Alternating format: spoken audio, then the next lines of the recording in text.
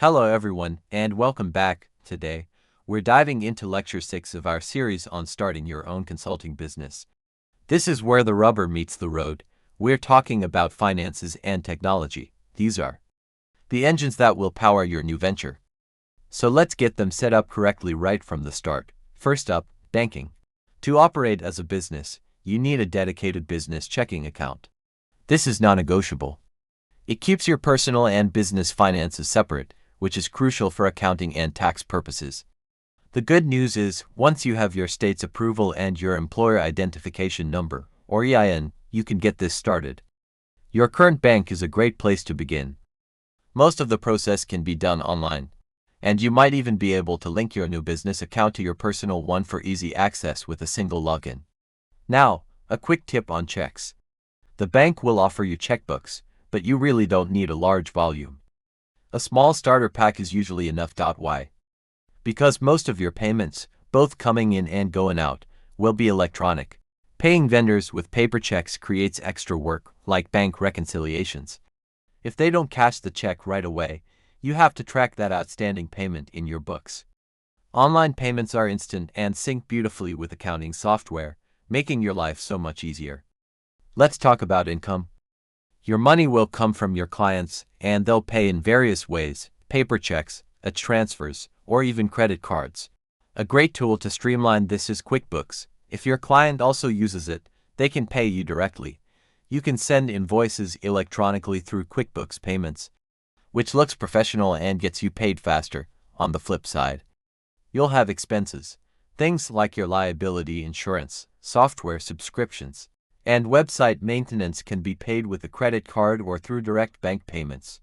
But the biggest cash outflow you need to manage carefully is taxes. You absolutely do not want to be late on your tax payments and get hit with penalties. This is where the Electronic Federal Tax Payment System, or EFTPS, comes in. It is a free online service from the Treasury Department that lets you pay all your federal business taxes, income tax, employment tax, corporate taxes. It's secure and convenient. Your state will have a similar system for state taxes. Don't confuse EFTPS with eFile. eFile is for submitting your tax returns, while EFTPS is purely for making payments. You can often do both at the same time, especially with software like QuickBooks, which can calculate your tax, let you review it, and then automatically pay the IRS and file the return for you on the scheduled date. Just make sure those automatic payments are set well before the deadlines. To sign up for EFTPS, you'll need your state business approval and your EIN. Next, a critical piece of the puzzle: liability insurance. As a consultant, you're signing contracts. These will include consulting agreements, non-disclosure agreements, and work orders detailing your rates and project scope. Your client will almost certainly ask for proof of business liability insurance. You might see terms like $1 million coverage, but there's more to it than just that number. Your current insurance provider for your car or home is a good starting point for a quote. They can shop around for you. It's worth negotiating upfront because you'll likely stick with the same provider for years. They'll ask for your business registration documents, since consulting fields vary. Ask colleagues or your CPA for recommendations on coverage. Your policy will have different sections, like commercial general liability, damage to rented premises, and personal injury. This is not life or disability insurance. It's purely for protecting your business. Once you're signed up, you'll get a policy booklet. Your insurer can then issue a certificate of liability insurance directly to your client. Periodically, they'll review your business activity. You'll also be asked for a W-9 form and direct deposit information by new clients. Now, let's switch gears to technology. You can start by using your personal laptop. Once the business starts generating income, you can invest in a dedicated business laptop, a proper desk setup, monitors, and maybe a printer. If you do get a printer, get one with scanning capabilities. You'll be scanning signed contracts and other important documents. Your phone can work in a pinch, but a real scanner offers better quality. These hardware purchases are typically business expenses you can write off. Your website is your digital storefront. It should include a professional email address using your domain name. Services like GoDaddy, Weebly, or Wix make it easy to create a basic site for free, and you can upgrade later. This is where you can showcase your work, publish articles, and build credibility. You'll pay an annual fee for your domain name and hosting. What about a business phone?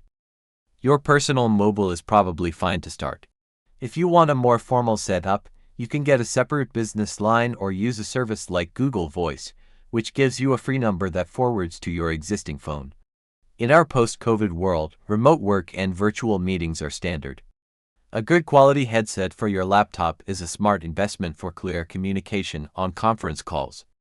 And speaking of communication, you'll need a Zoom or Skype account linked to your business email. For marketing, LinkedIn is your best friend. Update your profile, add your resume, and share your expertise through articles or case studies. Actively connect with people in your industry every week. Keep your website fresh with new content. While you can run Google Ads to drive traffic, your happiest past clients are your most powerful marketing tool. Always be willing to help others in your network. Those favors have a way of coming back to you. Finally, the big question: how much money do you need to make to break even? This depends on your skills, the market, and your unique selling points.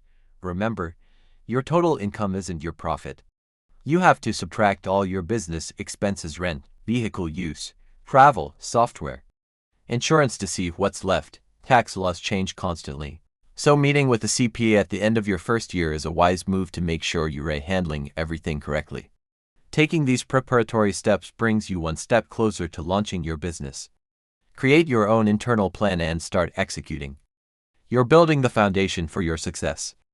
Thanks for watching, and be sure to subscribe for our next lecture, where we'll take a deeper dive into QuickBooks Online. See you then.